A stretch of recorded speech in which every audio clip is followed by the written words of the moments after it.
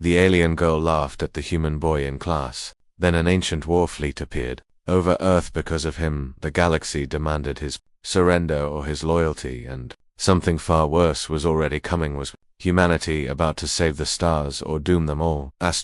Welcome to Dark World. If you enjoy our story, make sure to subscribe because even more amazing adventures are coming up. The first thing everyone noticed about Elias Carter was that he was painfully, obviously human, not in HUD, not bio-luminescent. Just human. At the Interstellar Academy of the United States, orbiting ring of silver and crystals circling the blue gas giant Theron, he was the only one of his kind in advanced tactical ethics. The classroom resembled a floating amphitheater. Translucent desks hovered in concentric circles. The ceiling projected drifting nebulae and distant pulsars. Gravity was adjustable, so some students lounged sideways in midair while others perched upright, and Elias sat in the center row, boots firmly planted on the floor. He was 17, brown-skinned, dark-haired, with stubbornly ordinary brown eyes, no cranial crests, no shimmering skin, no telepathic glow, just a Navy Academy jacket with the United Earth patch stitched on the shoulder. Professor Violora Top, crystalline being whose body refracted light like living glass. And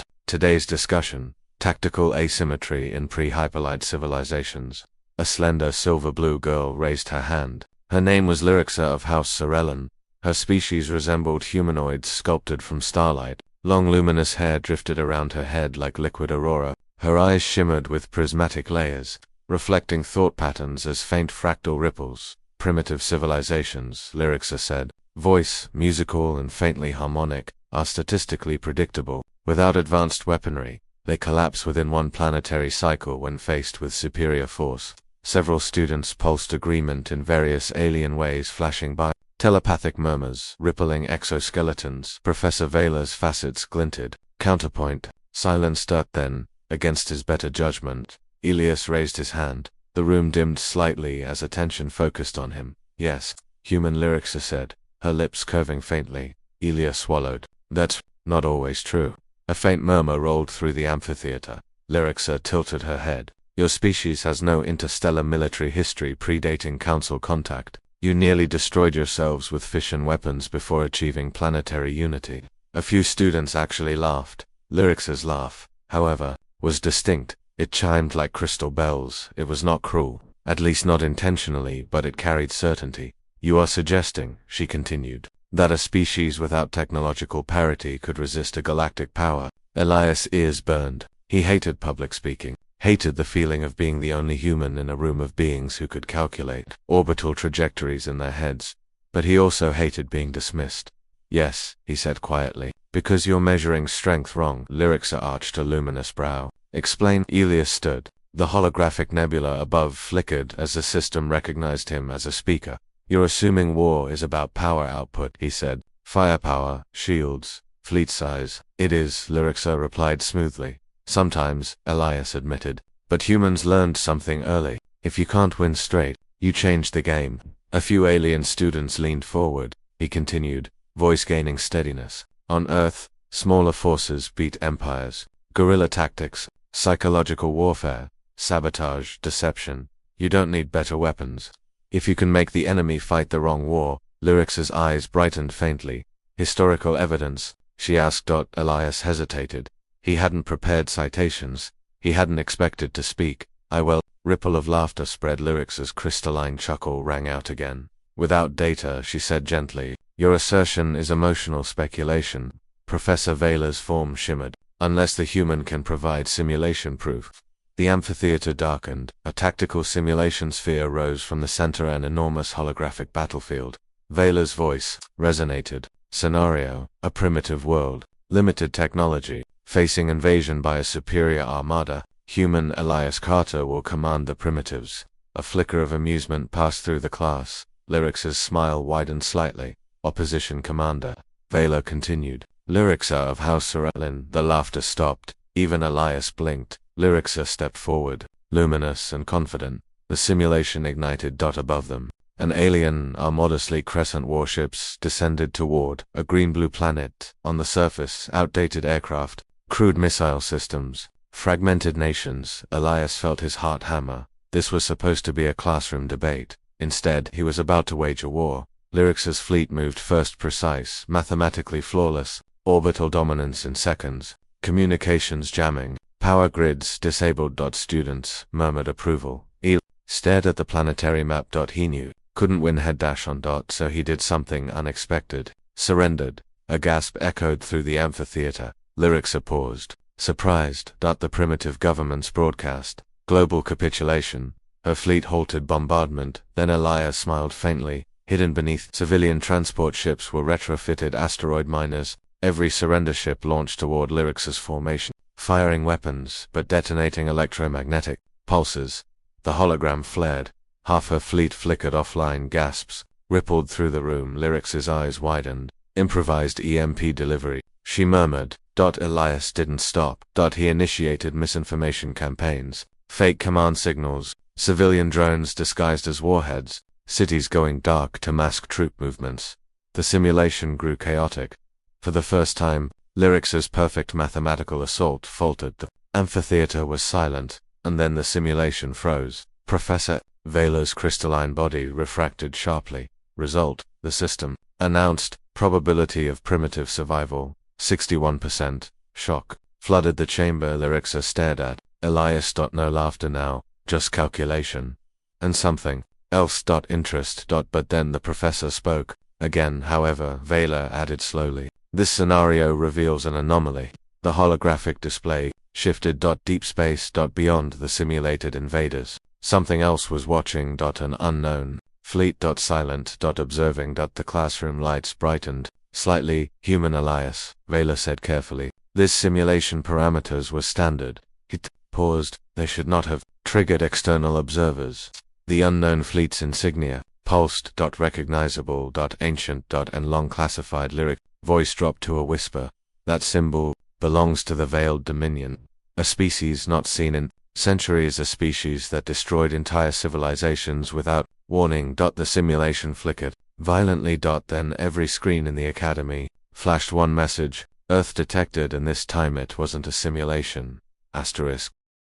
When the words Earth detected burned across the academy's central displays, no one moved. Not Lyrixa, not Elias, not even Professor Vaelor. The Veiled Dominion symbol 3. Interlocking spirals surrounding a dark core rotated slowly in the air. Above the simulation sphere it wasn't supposed to exist. The Dominion had vanished 2 centuries ago after their last recorded conflict with the Galactic Council. Their fleets were rumored to wield gravitational weapons capable of crushing planets like paper, and they had just announced that they had found Earth. Elias felt his stomach drop. That's impossible, he whispered. Earth's coordinates are restricted. Lyric glow dimmed slightly, her species equivalent of unease. The Dominion does not send idle signals, she said quietly. Professor Vela's crystalline form fractured into sharp angles. Academy, lockdown.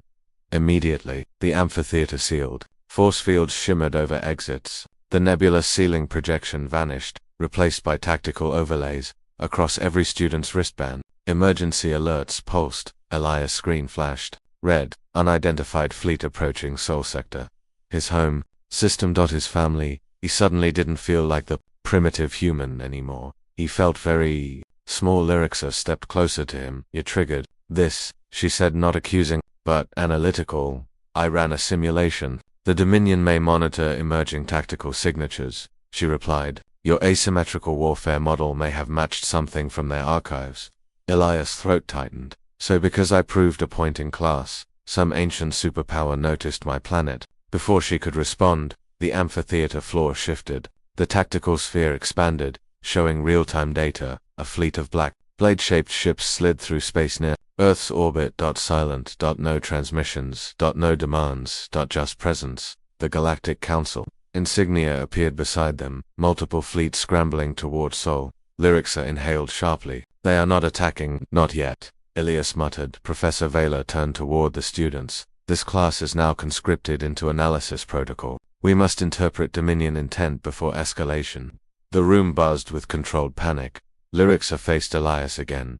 This is your doctrine, she said. They responded to you. You must predict them. He blinked. I'm 17 and you are human, she replied. You claimed your species changes the game. For the first time, There was no laughter in her voice, only expectation. The tactical display zoomed in. One Dominion ship detached from the fleet. It moved closer to Earth, but stopped at lunar orbit then. A transmission encrypted directed not at Earth's governance, but at the Interstellar Academy. At this classroom, Elias' wristband vibrated. Incoming message, personal. He hesitated. Lyrixa nodded. Open it. The hologram shifted. A tall, shadowed figure appeared, its form indistinct, like gravity itself was warping around it. Its voice was low and resonant. Human tactician. Elias' heart pounded. You demonstrate strategic deviation consistent with Dominion doctrine, the entity continued. Your species exhibits adaptive aggression patterns.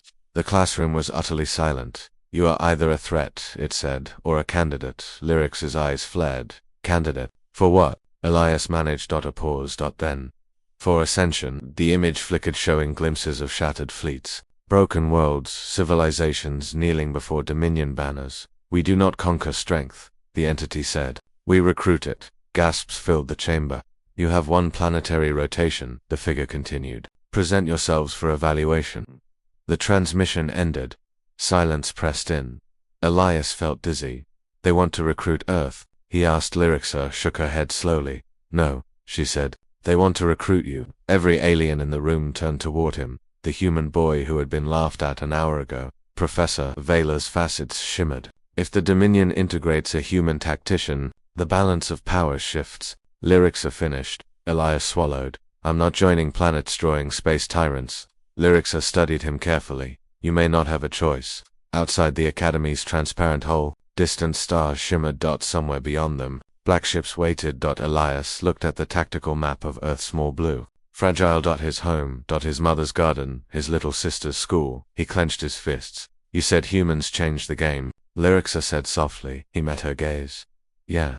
Her luminous expression was no longer mocking. It was resolute. Then let us change it together. Alarms flared again. A second Dominion message pulsed through the system. Short. Simple. Evaluation begins now. And every Dominion ship powered its weapons. Not firing, charging.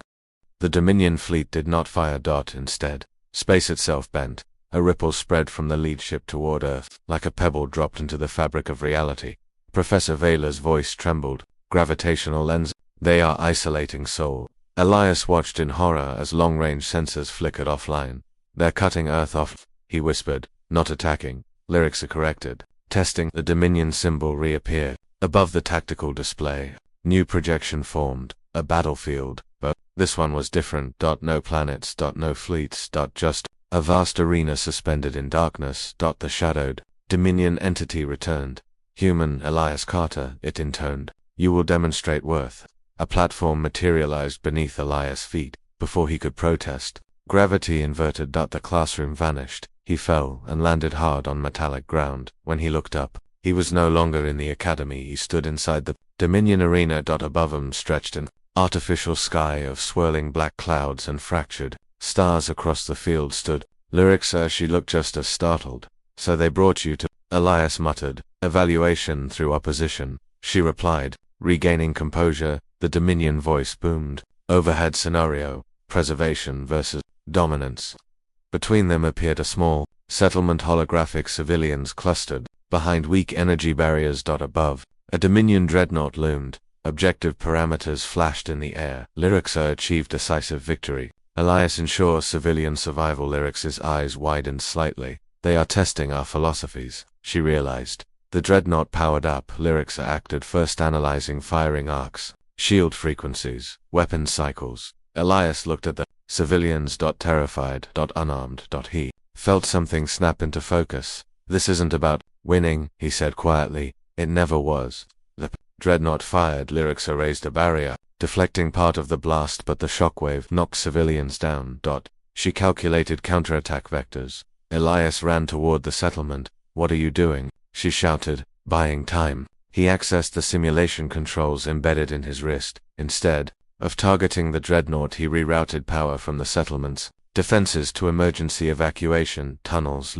Stared. That leaves you exposed. Yeah, he said. I know. The dreadnought adjusted. Its cannons locked onto Elias. Lyrixa hesitated. She could win. She had the calculations if she focused fire on the dreadnought's weak point now. She could disable it, but Elias would be vaporized in the process. For the first time in her life, her math conflicted with her heart. The Dominion voice echoed, "Dominance requires sacrifice." Elias turned back toward her. "Don't," he mouthed. Another blast charged Lyrixa. Made a decision. She abandoned the optimal firing solution. Instead, she redirected her shields, covering Elias and the civilians. The blast struck. Her defenses shattered. She collapsed to one knee. The dreadnought prepared a final shot, but the civilians had escaped. Objective complete. The arena froze. Silence. The Dominion entity materialized between them. Human chose preservation over victory. It said alien chose protection over dominance.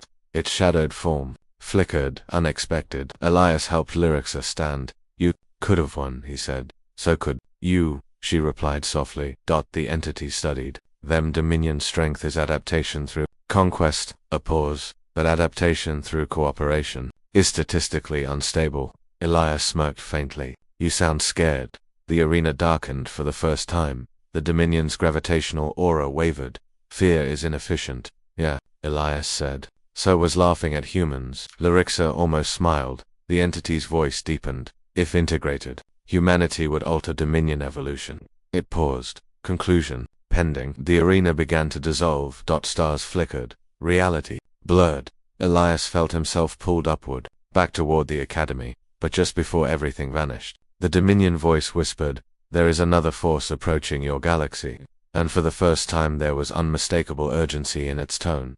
Elias slammed back into the academy amphitheater. Gasping, Lyrixa reappeared beside him. Every student stared. The tactical displays were still active, but the Dominion fleet near Earth had powered down its weapons. Professor Vela spoke carefully. "Report." Before Elias could answer, the Dominion symbol filled every screen again. The shadowed entity appeared clearer, now less imposing. "We withdraw immediate aggression," it declared. Shock rippled through the chamber. "Reason," Vela demanded. The entity turned its focus toward Elias. "Humanity demonstrates emergent cooperative aggression." Lyrixa blinked. "That is a contradiction."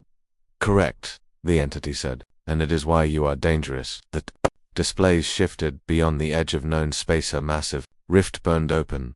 From it emerged shapes unlike anything recorded. Organic monstrosities. World constructs. Professor Vela's crystalline form fractured in alarm. The Devourer Swarm, ancient myth, a force that erased civilizations entirely. "We fled them centuries ago," the Dominion entity admitted. "Conquest was preparation." The galaxy fell silent. "You were building armies," Elias said slowly. "Not to rule, to survive," the entity confirmed. Lyrixa looked at Elias. "The Dominion recruits strength," she said softly. "And you showed them something new." Elias exhaled shakily. "You thought fear was the best motivator." "Yes, but humans," he said. "We fight hardest for each other." The Dominion paused. "Your species' refusal to abandon allies increases long-term survival probability." Vela's voice trembled. "You require an alliance." "Yes." The amphitheater lights brightened. For the first time in centuries, the Dominion symbol shifted, its spirals opening outward. An invitation. Lyrixa stepped beside Elias, laughed at him. One alien student whispered. Lyrixa didn't look away from Elias. "Yes," she admitted quietly. "I miscalculated." She turned to him fully. "You were right." Elias rubbed the back of his neck awkwardly. "Yeah, well, humans get that a lot." A few nervous laughs rippled through the room. Outside the Academy's hull, Dominion ships repositioned it, but defensively. The Galactic Council fleets arrived moments later. For once they did not face the Dominion as enemies. Elias looked at the display of the approaching Devourer Swarm. Terrifying. Overwhelming. Not unbeatable. Because now the galaxy understood something. New humans didn't win by being stronger, they won by making strength irrelevant. Lyric extended her luminous hand. "Shall we change the game again?" Elias took it. Together, across the galaxy, news spread. The Dominion had not conquered Earth. They had chosen alliance. And the reason? A human boy who refused to fight the wrong war. As the Devourer Swarm advanced, fleets mobilized. Council, Dominion, and soon human. The last image broadcast from the Academy that day was simple. A human and an alien standing side by side beneath a holographic galaxy map. No laughter, only resolve.